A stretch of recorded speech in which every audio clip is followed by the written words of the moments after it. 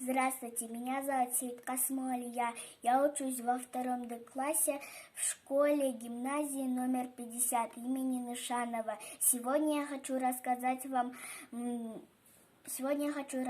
вам про удивительный мир маленьких существ рядом с нами, а именно про беспозвоночных. Беспозвоночные — это насекомые-пауки. Называют их так, потому что в их маленьких телах нет позвоночника, точнее вообще нет косточек. Прочитав книгу «Маленькие существа рядом с нами», я узнала много нового.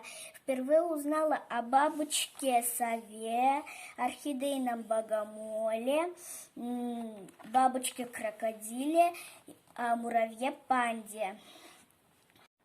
И сегодня я хочу рассказать вам о тех насекомых, кого любят и кого не любят садоводы и фермеры. А садоводы и фермеры любят насекомых,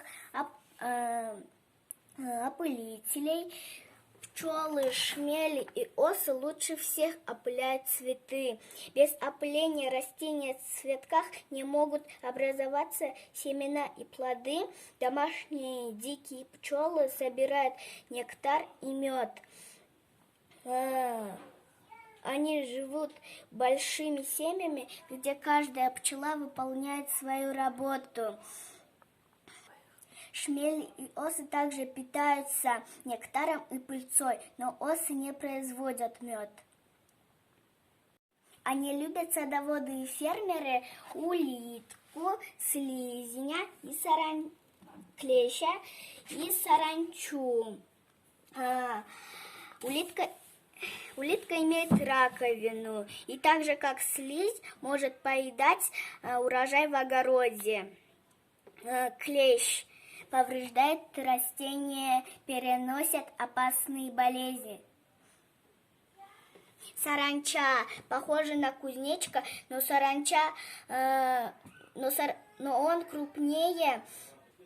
но он крупнее и с короткими усиками. Когда саранча размножается слишком много, они могут уничтожить целые поля,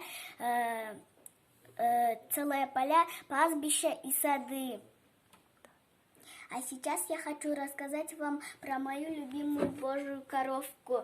Они едят тлю и других маленьких вредителей.